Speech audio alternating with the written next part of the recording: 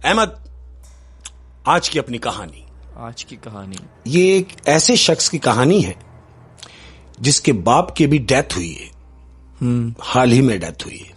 हाँ। बाप का इंतकाल हुआ है, अफसुर्दा है, जवान बच्चा है, घर में अकेली मां है। बाप के मर जाने के बाद मां अकेली रह गई। क्या हुआ कि ये जब बाप को कब्रिस्तान दफनाने गए हैं, बाप को दफनाया है, दफनाने के बाद तमाम रिश्तेदार जमा हैं। तदफीन हुई। अब रिश्तेदार आहिस्ता आहिस्ता कब्रिस्तान से बाहर जा रहे हैं। अब चूंकि जिसका बाप मरा है वो बच्चा बाप के सिराने कब्र पे बैठा हुआ है और रो रहा है। वो सब दफना के जा रहे हैं, सब दफना के आहिस्ता आहिस्ता बाहर निकल रहे हैं और ये अपने बाप की कब्र पे बैठा हुआ है। अहमद, ये रोते रोते बाप के लिए गिड़गिड़ा रहा है। दुआ की, फातिहा की। अब फातिहा करने के बाद ये खड़ा हुआ है कब्रिस्तान से बाहर आने के लिए। जैसे ही खड़ा हुआ है तो जानते हो कब्रिस्तान में इसने क्या देखा? इसने देखा अहमद कि जहां इसके बाप की कब्र है उससे 4 कब्र के बाद एक ऐसी कब्र इसे नजर आई कि जिस कब्र से इंसानी हाथ बाहर निकला हुआ है, जला हुआ। हाथ बाहर है, आधा हाथ बाहर है, जला हुआ, और हाथ के अंदर एक पेपर है। आप समझ रहे हैं? कब्र से एक जला हुआ हाथ निकला है और उसमें एक पेपर है। हाथ में पेपर है। इसने उस हाथ को देखा। ये तो अपने बाप की कब्र के पास खड़ा हुआ है, लेकिन ये जो मंजर सामने देख रहा है कि ये कब्र से हाथ निकला हुआ है और हाथ में एक पेपर है, तो इसने फौरन 2 कदम दौड़ के, एक शख्स था इसका रिश्तेदार, उसको हाथ मार के बोला, देखो एक मिनट इधर आओ। बोले क्या? बोले इधर आ मेरे साथ। लेके क्या? बोले देख, मैंने अभी देखा एक कब्र से हाथ निकला हुआ है। बोले कहां? बोले आ। साथ लेके गया। अब जब लेके उसको वहां पहुंचा है, कुछ भी नहीं, कुछ भी नहीं। वो कह रहा क्यों लाया मुझे? बोला मैंने भी देखा इस कब्र से हाथ बाहर निकला हुआ था। तो जिसको ये साथ लाया था उसने उसको थपकी मारी है और कहता है हाँ, मुझे लगता है और मुझे इस बात का एहसास है कि तुझे सदमा है। उसके हाथ मार के बाहर ले गया। तो उसको लग रहा है कि उसके वालिद साहब का सदमा, थोड़ी बहकी बातें कर रहा है। उसके कंधे पे हाथ रख के बाहर ले गया। ले गए। अब क्या हुआ? तदफीन का सिस्टम सारा फारिग हुआ। ये घर गए। घर जाने के बाद इसके दिमाग में वही बात है कि मैंने देखा कि हाथ तो बाहर था, पर्चा भी था, लेकिन जब मैंने किसी को दिखाया तो उसको नजर नहीं आया, और हकीकत भी ऐसी ही, जब मैंने देखा तो दूसरी बार भी कुछ नहीं था। दूसरा दिन हुआ है। अब दूसरे दिन जब हुआ, ये दोबारा कब्रिस्तान गया। बाप की कब्र पे पानी वानी डाला, पत्ती वत्तियां डाली है, फातिहा की। फातिहा करने के बाद अब जैसे ही ये कब्रिस्तान से बाहर निकलने लगा है तो इसके दिमाग में वही बात थी कि चौथी कब्र जो है वहां हाथ निकला हुआ था। इसने फिर नजर उस कब्र की तरफ की है। अहमद, जैसे ही कब्र की तरफ नजर की है तो इसको बिल्कुल वही सीन जो इसके साथ पहले हुआ, कब्र से हाथ बाहर निकला हुआ है और हाथ में एक अदद पेपर है। इसने उसको देखा कि अरे आज भी। तो इसने क्या गनीमत जाना कि मैं किसको दिखाऊं या किसको बुलाऊं, क्योंकि ऐसे जाना और कब्र के पास जाकर उससे पर्चा पकड़ लेना ये कोई तुक तो ना हुआ। लेकिन ये है कौन, यही सोचने के लिए ये गौरकन को ढूंढता हुआ भागा। जो कब्रिस्तान का गौरकन जो है, गौरकन की तरफ गया, उसे ढूंढ रहा है। गौरकन को जाके बताया कि भाई आओ मेरे साथ। बोले क्यों? बोले मैंने देखा कि कब्र से हाथ बाहर निकला हुआ है और उसके हाथ में एक अदद पेपर है। गौरकन ने बोला क्या बोल रहे हो? बोले हाँ, आओ मेरे साथ। अब ये गौरकन को लेके कब्र की तरफ जा रहा है। जैसे ही कब्र के पास पहुंचा है, कुछ नहीं, बिल्कुल सालम है, बिल्कुल, यानी कोई हाथ नहीं, कोई पेपर नहीं। कब्र अपनी असली हालत में है। अब ये कब्र के चारों तरफ घूम रहा है और गौरकन से कह रहा है मैंने अभी देखा है, अभी जब मैं तुम्हें बुलाने गया हूं तो मैंने देखा हाथ बाहर था। तो गौरकन उससे पूछ रहा है, कह रहा मुझे ये बताओ कि जिसके लिए तुम परेशान हो रहे हो ये तुम्हारा कौन है? बोला नहीं, मेरा तो कोई भी नहीं। तो बोला तुम कब्रिस्तान में क्या कर रहे हो? बोला मेरे तो बाप की कब्र है वहां। तो बोला बस तुमने फातिहा की? बोले हाँ। बोले जाओ, तुम्हारा वहम है, जाओ। अहमद, ऐसे ही हुआ। वो जा रहा है और पीछे मुड़ के बार बार देख रहा है उसी कब्र की तरफ कि ये क्या हुआ है। कब्रिस्तान से बाहर निकला, घर गया। अब इसके दिमाग में ये बात सवार हो गई है कि मेरे साथ ऐसा क्यों हो रहा है। और 2 दफा हो चुका, 2 दफा हो चुका। अब क्या हुआ अहमद, तीजे से फारिग हुए, तीजा वीजा निपटाने के बाद 3-4 दिन गुजरे, इसे बाप की फिर याद आई। ये कब्रिस्तान की तरफ चल पड़ा। अब जब कब्रिस्तान गया है, बाप की कब्र पे जाके ये पानी वानी डाल रहा है, तो क्या देख रहा है कि वो जो कब्र जिससे हाथ निकला हुआ था, उस कब्र पे पानी डला हुआ है, ताजा ताजा पानी। इसने ये देखा कि अरे कब्र गीली है, इसका मतलब यह है कि इसका कोई रिश्तेदार यहां आया है। अहमद ये बात ये सोच ही रहा है, तो क्या देखता है कि कब्रिस्तान के बाहर तुमने देखा होगा अक्सर फूल की दुकानें होती हैं। हाँ, फूल तख्तियां वगैरह ऐसे ही है। तो इसने देखा कि एक शख्स, जवान आदमी है वो एक फूल की थैली लेता हुआ कब्रिस्तान के अंदर आ रहा है। उसके हाथ में शॉपर है फूल का, वो फूल की पत्तियां लेता हुआ आया। अब ये बैठा हुआ अपने बाप की कब्र के पास। अब ये देख रहा है कि ये आदमी जाता कहां है। अहमद जो ये सोच रहा था वैसे ही हुआ। वो जो शख्स फूल लेके आ रहा है, पत्तियां, वो सीधा गया उसी कब्र पे जिस कब्र से हाथ निकल रहा। यानी उसी का कोई वारिस आया है। उसी का कोई वारिस है। वो गया, उसने पत्ती वत्तियां डाली, पत्ती वत्ती डालने के बाद फातिहा की, फातिहा करने के बाद अब ये निकलने लगा है। कौन? वो शख्स जो अभी पत्तियां लाया है। ये सारा मंजर ये बैठ के देख रहा है। जैसे ही वो शख्स निकलने लगा, ये खड़ा हुआ, इसने उसको आवाज दी। वो शख्स रुका, दोनों की सलाम दुआ हुई। उससे पूछा कि ये जहां तुमने अभी पत्तियां डाली हैं, पानी डाला है, ये तुम्हारे कौन है? वो जो दूसरा शख्स है उसने कहा कि ये मेरे बाप की कब्र है। उसने बोला अच्छा। उसने उससे पूछा तुम यहां? बोला मैं भी अपने बाप की कब्र पे आया हूं। बोला अच्छा, हम दोनों एक जैसे हैं, तुम्हारा भी बाप नहीं और मेरा भी बाप नहीं। कहता तुम ये बात क्यों कर रहे हो? कहता है अगर तुम्हारे पास टाइम है तो ऐसा ना हो कि हम बैठ के कहीं एक कप चाय पिए, मैं तुमसे कोई बात शेयर करना चाहता हूं। अच्छा, ये वो बात कर रहा है जिसको कब्र से निकलता हुआ हाथ नजर आता रहा। ये उससे कह रहा है जो अपने बाप की कब्र पे पत्तियां डाल के निकला है। कह रहा है कि एक कप चाय पिएंगे और मैं तुमसे कोई बात शेयर करना चाहता हूं। तो वो कहता हाँ क्यों नहीं, आओ। कब्रिस्तान से बाहर होटल है। ये दोनों कब्रिस्तान से बाहर निकले हैं, होटल पे गए। होटल पे जाके अब ये चाय मंगाई इन्होंने और ये बैठे। अब ये इससे शेयर कर रहा है। कह रहा है अगर मैं तुम्हें कोई बात बताऊं तो क्या तुम मेरी बात का यकीन कर लोगे? वो कहता है क्या कहना चाहते हो? कहता है हुआ कुछ यूं कि जिस दिन मैं अपने बाप को यहां कब्रिस्तान, हम अपने बाप की डेड बॉडी लाया हूं, मैंने अपने बाप को दफनाया है। दफनाने के बाद जैसे ही मैं कब्रिस्तान से निकलने लगा तो मैंने देखा कि तुम्हारे वालिद साहब की कब्र से एक जला हुआ हाथ बाहर निकला हुआ है और उसके हाथ में एक अदद पेपर है। तो ये जो चाय पी रहा था इसका कप रुक गया है। वो कह रहा क्या कह रहे हो? कह रहा हाँ, और ऐसा एक दफा नहीं हुआ। कहता फिर? कहता मेरे साथ 3 दफा हुआ। ये मेरे साथ 3 दफा हो चुका है।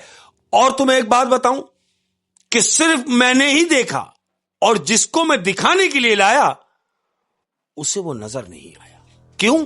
कि जब मैं दिखाने के लिए लाया था तो कुछ भी नहीं, लेकिन जब मैं देख रहा हूं तो मुझे नजर आ रहा है कि कब्र से एक जला हुआ हाथ निकला हुआ है और उसके हाथ में एक अदद पेपर है। कहता तुमने जो बात की है मेरी समझ में नहीं आ रही। कह रहा है मेरे कहने से एक काम करना। कौन कह रहा है? जो हाथ देखता रहा उसके बेटे से कह रहा है। कह रहा है तुम एक काम करना, अपनी वालदा से जाके पूछना कि तुम्हारे अब्बू जिंदगी में कैसे थे। मुझे ऐसा महसूस होता है कि वो कुछ कहना चाहते हैं, लेकिन वो क्या कहना चाहते हैं मुझे नहीं मालूम। तुम जाके वालदा से पता करना। अहमद ऐसे ही हुआ। अब जिसको ये बात इसने बताई है उसके बाप के बारे में कि कब्र से उसके बाप का हाथ बाहर है और उसके हाथ में एक अदद पेपर है, तो उसको तो बेचैनी हो गई।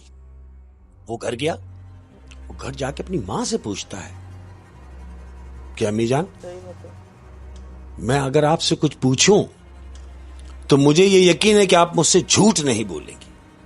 और यह बात भी शर्त है कि आप मुझे जो भी बताएंगी सच सच बताएंगी। कहती बेटा क्या बात है? कहता मुझे ये बताओ कि मेरे बाप का किरदार अमली जिंदगी में कैसा था। उसकी मां कह रही है बेटा क्या तुम्हें तुम्हारे बाप के बारे में नहीं मालूम? कहता मुझे तो सब मालूम है, लेकिन मुझसे ज्यादा आपको मालूम है। हाँ, क्योंकि शौहर का किरदार जाहिर है बीवी से ज्यादा कोई बेहतर नहीं बता कोई सकता। नहीं बता सकता। कहता है मुझसे ज्यादा आपको मालूम है, और मुझे सिर्फ यह बताएं कि बाप का किरदार कैसा था। कहती बेटा तुम्हारा बाप तो 5 टाइम का नमाजी था, और इतना मजेदार आदमी था कि कभी भी उसकी किसी से लड़ाई नहीं हुई, कभी किसी से झड़प नहीं हुई। वो तो नेक आदमी था। कहता है नेक इंसान था मेरा बाप, तो फिर ये क्या हो रहा है? उसकी मां ने पूछा बेटा क्या हो रहा है? कहता अम्मी मुझे कब्रिस्तान में एक शख्स मिला और मुझसे कहता है कि तुम्हारे बाप की कब्र से हाथ बाहर निकला हुआ है, जला हुआ, और उसके हाथ में एक अदद पेपर है। इसकी मां ने कहा कि क्या कह रहे हो? बोला हाँ मां ऐसा ही है, और उसने मुझे यह मशवरा दिया कि तुम जाके अपनी मां से पूछना। इतना कहना था अहमद, और उसकी मां धाड़े मार मार के रोने लगी। रो रही है, चीख चीख के रो रही है। बेटा तसल्ली करा रहा है, पानी लाके पिलाया, मां पानी पियो, पानी नहीं पिलाया। मां को तसल्ली दिया, मां क्या हुआ? कहती है देखो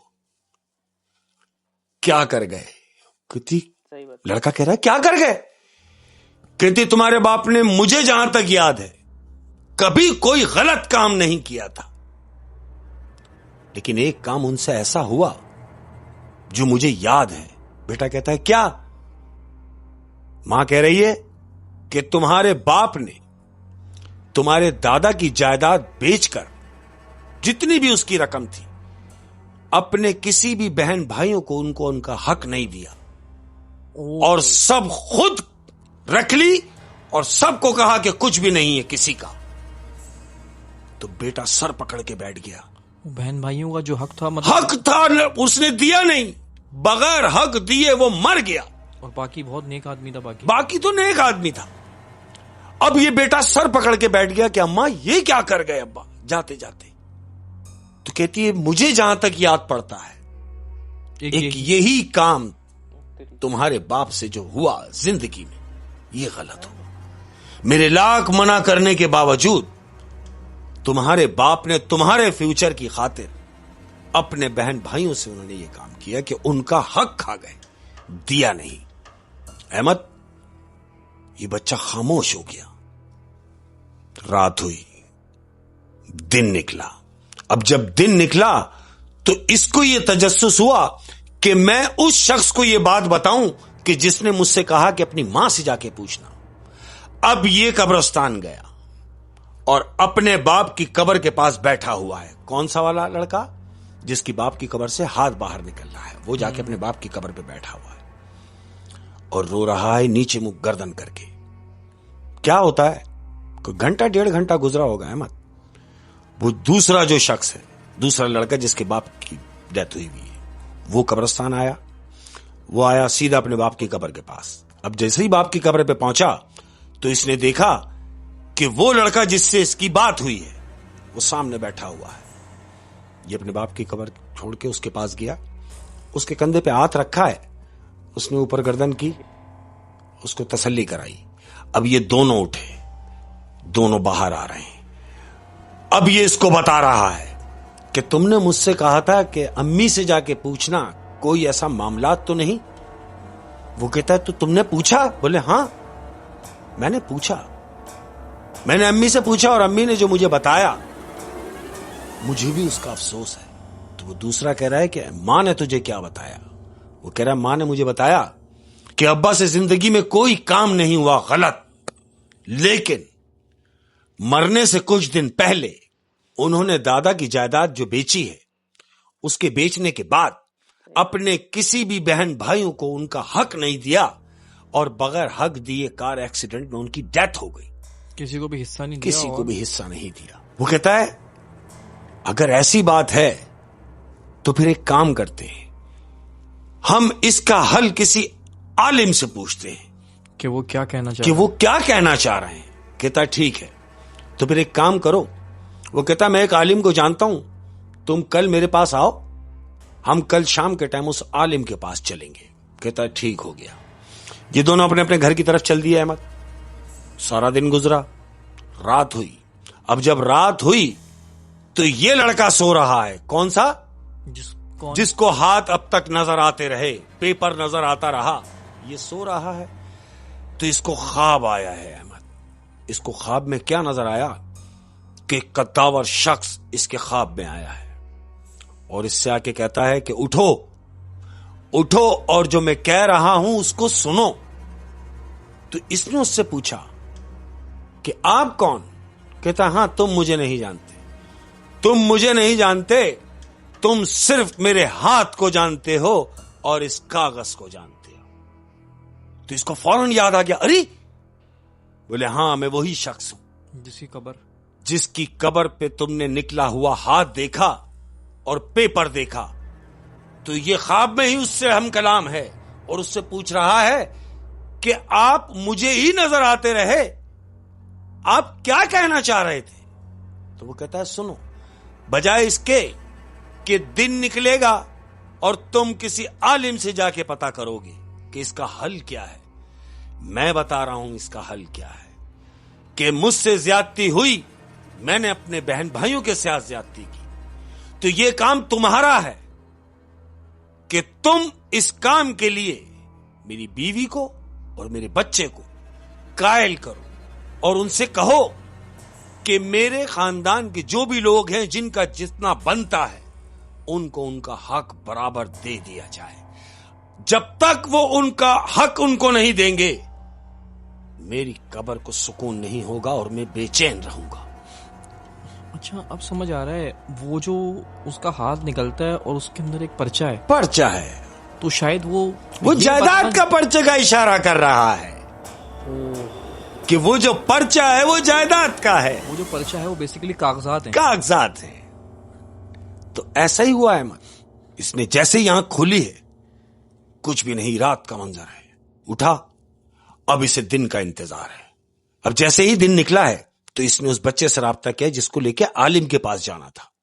उसको फोन किया तो वो बच्चा कह रहा है अरे हमको तो शाम को जाना था आलिम के पास। कहता अब आलिम की जरूरत नहीं, सब मेरी समझ में आ गया। वो कहता क्या? कहता बस तू मेरे पास आ जा। कहता मैं आ रहा हूं। वो उसके पास गया। अब ये सारी बात उसको बता रहा है कि देख मैंने रात को ख्वाब देखा है और ख्वाब में तुम्हारे बाप ने मुझसे कहा कि मैं तुमसे और तुम्हारी मां से कहूं कि जो हकदार हैं उन्हें उनका हक दो ताकि मुझे कब्र में सुकून मिले। मैंने जो अपने बहन भाइयों का हिस्सा दबाया है वो उनको दे दिया जाए। वो तो उनको दे दिया जाए। बिल्कुल ऐसा ही है। फिर उन्होंने दे दिया। बिल्कुल देना पड़ा है मत। हाँ, क्योंकि बाप ऐसे ही है। उसने बोला आओ मेरे साथ। वो उसको लेके सीधा अपनी माँ के पास गया और माँ से जाके मिलाया, अम्मी ये है। बोलो हेलो आए हुई। माँ ने उसको देखा, बोले हाँ बेटा। बोला मैंने ये सारे मामला देखे हैं। तो माँ ने जानते हो क्या किया? क्या? कोई लम्हा जाया किए बगैर सारे बहन भाइयों को बुलवाया जो थे और सबको जिसका जितना हिस्सा बनता था उन सबको दिया। सारे बहन भाइयों को दिया। अब जब सारे बहन भाइयों को दे दिया, अब हस्बे दस्तूर ये तो अपने बाप की कब्र पे जाता ही है, दूसरा लड़का है वो भी बाप की कब्र पे जाता ही है। लेकिन पहले के जाने में और अब के जाने में जानते हो क्या फर्क हुआ?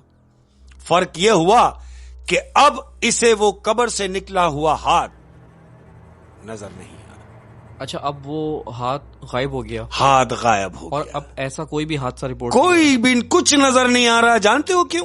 क्यों? क्यों कि हकदार जो थे उन्हें उनका हक पहुंच गया। वो कब्र से हाथ निकलना बंद हुआ, वो पेपर दिखना बंद हुआ, बिल्कुल नॉर्मल हो गया मामला। ओए होए होए होए, क्या ही कभी भी किसी का हक नहीं खाना। हक नहीं खाना। और खास तौर पे छोटे बहन भाइयों का, अरे चाहे छोटे हों या बड़े हों, लेकिन अगर उनका है तो उनको देना है। बिल्कुल। अक्सर लोग जो है बहनों का हक खा जाते हैं। अरे यार ये कौन लोग हैं?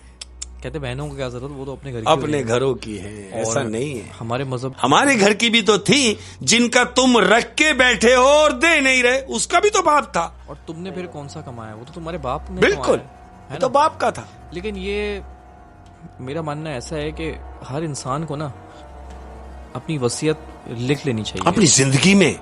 अपनी जिंदगी में वसीयत ऐसा ही है, लिखे। जितने भी वालिदैन हैं हमें अगर सुन रहे हैं, इस कहानी के तवज्जुह से मैं ये बात कर रहा हूं हाँ कि जितने भी वालिदैन हैं,